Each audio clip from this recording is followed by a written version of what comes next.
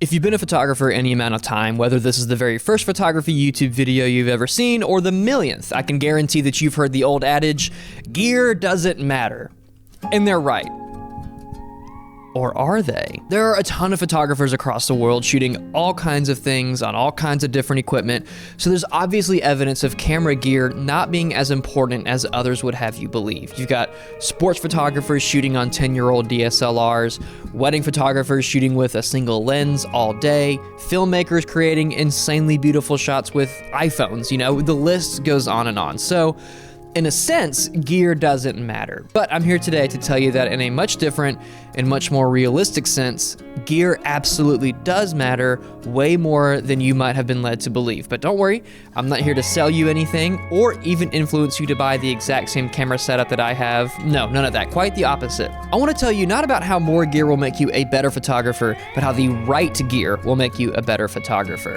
And after watching this video, you might even feel a little inclined to cut down your camera kit. What's up? My name is Walter. I'm a photographer and commercial filmmaker based in the southeastern United States. And on this channel, I'm all about trying to put the fun back into professional photography. So if that's something that makes you feel like the last little bite of chocolate at the bottom of one of those ice cream drumsticks, you know what I'm talking about? If that makes you feel like that, then subscribe for more crap from me. I think a good place to start this conversation is by admitting the truth. The truth that we all kind of know deep down, but don't like to admit. And it is that gear absolutely does matter. And I mean this at the core, like better cameras and lenses will inherently make your photos higher quality. Now, there's a lot of conversation around what quality means in a photo, so I'm speaking purely at the technical level. A cheap kit lens that comes standard with any camera today is just going to be worse than a more expensive professional prime lens of some kind. It'll be less sharp, it'll have less detail, let in less light, etc. And the same goes for cameras, right? The Sony a7S III that I'm filming on right now is objectively better at video than a Canon Rebel T5i. It can film in much higher resolutions, has a much newer sensor with better image rendering, and has autofocus that you never really even have to think about because it's just so reliable. And I remember when I switched over to Sony mirrorless cameras from a very old Nikon DSLR in 2018. I had already been shooting semi-regularly with a wedding photographer who had been editing my Nikon files for a little while. And the first time he saw the files from my Sony a7 III, he was immediately texting me saying how much nicer the photos were. I had way more photos in focus, there was more detail, the high ISO was infinitely better, etc. And this was a change that I obviously had already noticed as well. Objectively speaking, the photos I was getting from my Sony were better than on my old Nikon, and the camera was just easier to work with. The new eye autofocus was a game changer. I could shoot at crazy burst rates that I never could have before, and I could also film video in 4K for the first time. And I say all this to demonstrate that gear absolutely it makes a difference, okay? Sometimes it's small, like upgrading from, that zoom kit lens to a 1.2 prime, but other times it's huge, like going from an old DSLR to a modern mirrorless camera with all the bells and whistles. And that big system upgrade allowed me to do my job as a professional photographer a lot easier. It took out a lot of the guesswork and friction that I had just gotten used to and allowed the gear to get out of the way and instead just be an extension of my own creativity, which is what we all want, right? But here's the pitfall. The more you upgrade your gear and the more money you make from using that gear, you get inundated with the cross that all photographers must bear. Gear acquisition syndrome, or GAS. I don't know any photographer who hasn't been a victim of GAS, and I sit here before you as a case study into the phenomenon. I've been doing this for about 10 years, and I have all of the equipment that I could possibly need to do the jobs that I do, and then some. But I'm still constantly scrolling eBay for my next lens or my next fun camera to photograph things that I'm already photographing with the gear that I already have. And that's obviously a mindset problem that can easily manifest into a financial problem, but there's another secondary problem here. Diminishing returns. An interesting side effect of feeding into GAS is that the more you have, the more you want, and then the less happy you are. And maybe this is just me, but I'm finding that the more cameras and lenses that I own, I always want more, and I'm less excited increasingly about something new when I inevitably hit order and that package hits my doorstep. And there's probably a bigger conversation here around consumerism and what truly makes us happy, but let's not get too deep in this video, huh? I've mentioned this a few times in previous videos of mine, but for several years when I was first getting started in photography, and I was a poor college student and then poor young adult, I rarely owned more than one camera and one lens, maybe a second one here and there. For a while there, I was actually really happy and really skilled at wielding an extremely minimal setup, a Nikon D600 and the Nikkor 50mm 1.8D, like the cheapest prime lens I could have gotten. And I shot a ton of different things with that setup, and if I ever needed anything more, I would borrow or rent whatever I needed. And this was so much easier. Was I still battling gas then like I am now? Absolutely. But because I didn't have that financial freedom that I do have today to feed into that gas, I just doubled down into what I already had.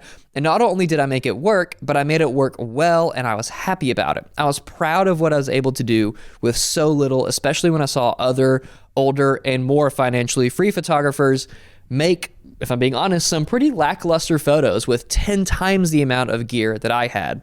I had less, and I was happy. So what does this all mean? What do we do with these feelings of gas? And is it even possible for me and you to simplify our camera kits and our lives? I think it is. So currently, as of filming this video, it is early November of 2025. I have one more wedding to photograph this weekend, and that will cap off all of my weddings for the entire year. My fall wedding photography season, for the whole time, my kit has consisted of 2 cameras, the Nikon ZF and the Fujifilm GFX 50S2. It's been very good to me. These 2 cameras work very well together, both inspiring in their own ways, and I'll be finishing out this year's wedding season with both of these cameras. I'm probably a Sony thrown in there this weekend, just for fun. And then after that, we get into the holidays with traveling to see family, weather getting colder, stuff like that. So after this wedding this weekend, I'm going to be taking a very real stock of the cameras and lenses I own and figuring out what needs to stay and what needs to go. I'm telling you all of this so that you can get a little peek behind the curtain of my own personal journey with cameras and lenses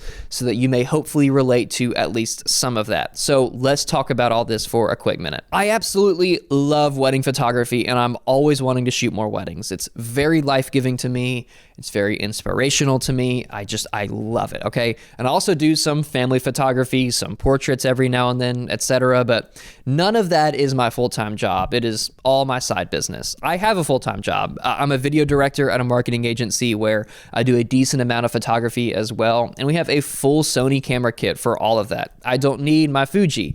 I don't need my Nikon for any of that work. I choose to use them sometimes for certain gigs if I just want to, but by and large, my personal cameras are my own to do whatever I want with. So as I'm moving into 2026 and getting ready for all the possible work that may come my way, I'm realizing that not only do I not need to own 2 professional level cameras personally, I don't want to own 2 professional level cameras. It's overkill. It's more than I need. So here's what I'm thinking. I really want to cut it down to just 1 camera once again. My life is only getting more complicated. Not in a bad way, but I'm just getting older and I have more responsibilities and a family and all that good stuff. And I'm realizing that by constantly trying to acquire more personal gear and trying to fill every possible open niche, however big or small, I have in my camera bag, I'm tiring myself out.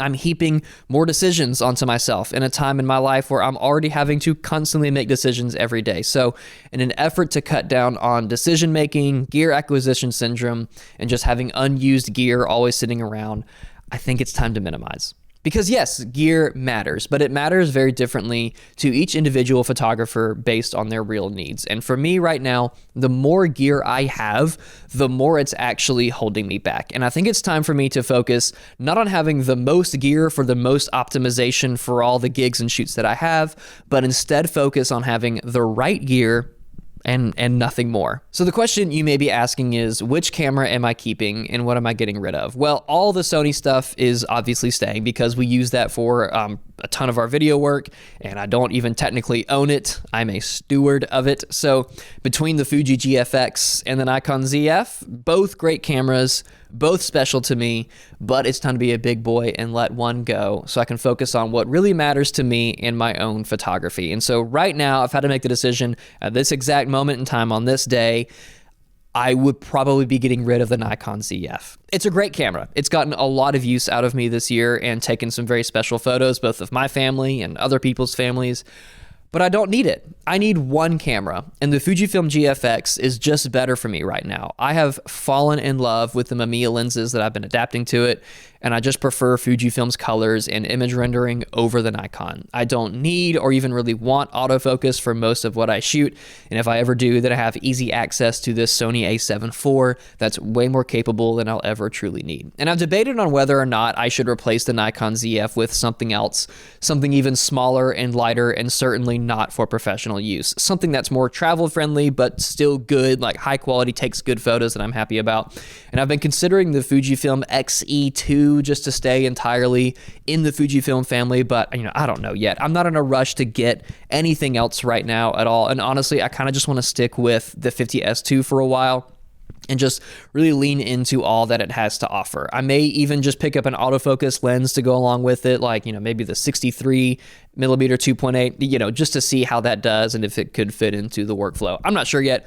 and definitely not in a rush. Winter is very slow for my photography side business, and I'm perfectly okay with that. My bills are paid, and I'll have a very fun camera to document my family with, which is all I ever really want. So after giving you a peek behind the curtain into my life and camera kit decisions, I'd like to turn it back to you, the viewer. Hopefully this video is giving you a little bit of pause as you consider your own camera kit, what you like to shoot, and where you want your photographic career to go from here.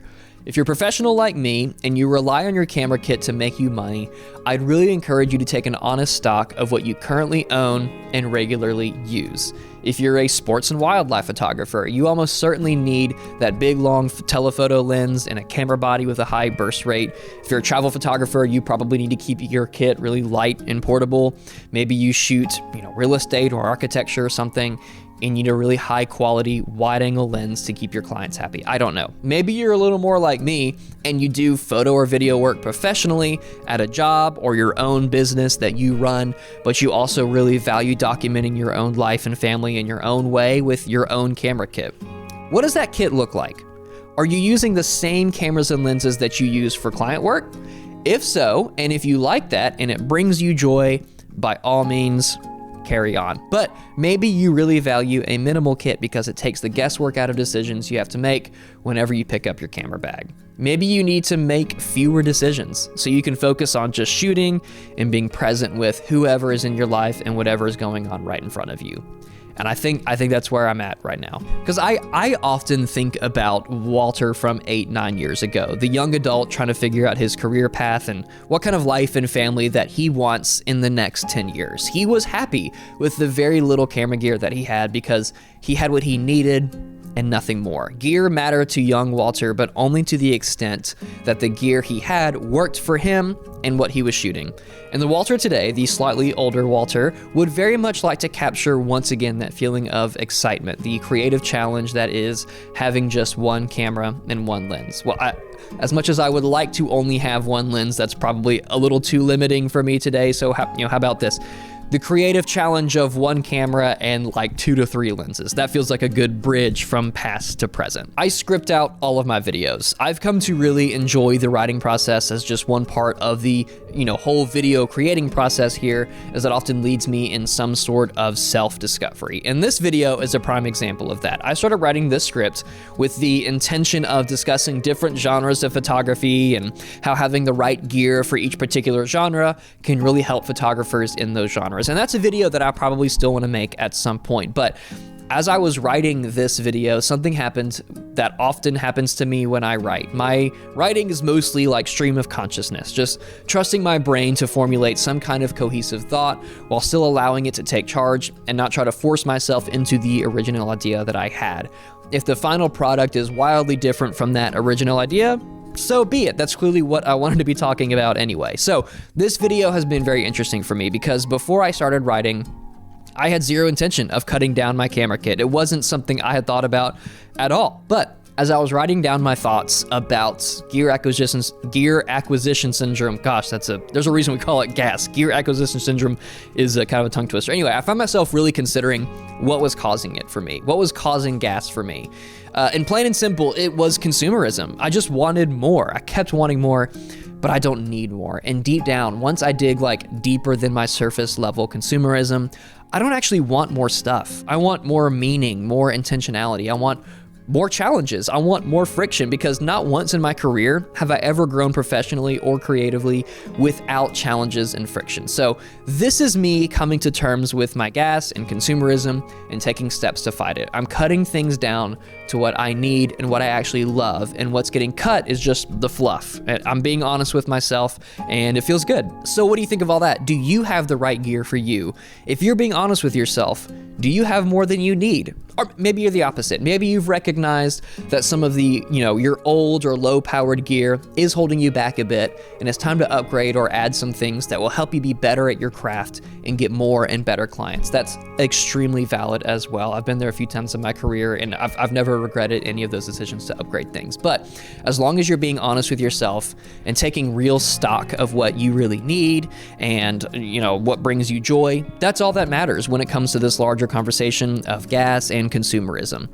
It comes for us all, no doubt about that. And what matters is how you respond to it, and ultimately the cool stuff that you can create with the cameras and lenses that you do own. And speaking very personally for a minute, I've been feeling a lot of burnout lately. I feel like maybe I put up a little bit of a front on this channel, like I'm always inspired and I always feel good about my work and everything is going super well for me, but that's just not always true. Yeah, burnout is not something I typically have to fight, because I love photography more than most jobs and hobbies than I've ever had in my life. It's my favorite and most accessible creative outlet that I have.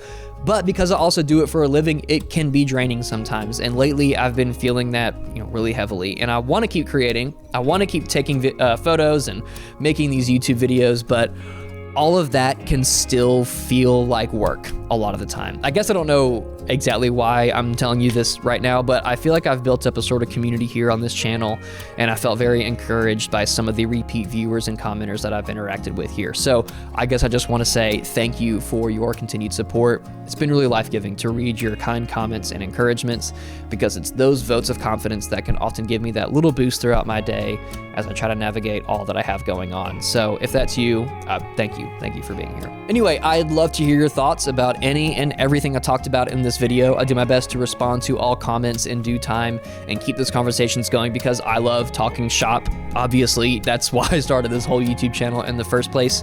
You can also please check out my website and Instagram, both linked in the description. You're free to DM me on Instagram if you'd like, and ask me whatever you want, because I love connecting with people there. And you can support what I'm doing on this YouTube channel by simply liking the video and subscribing, both things that tell that dumbass algorithm that we all serve that this is a video that more people should see. And if you subscribe, you're guaranteed regular photography content, as I make one video a week all about putting the fun back into professional photography.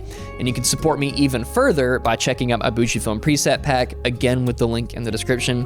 That's where you can find my Fujifilm Chrome preset entirely for free to you. That's me saying thank you for watching this whole video. But if you don't want to do any of that, that's totally fine. I get it, because I will see you in the algorithm in 6 months.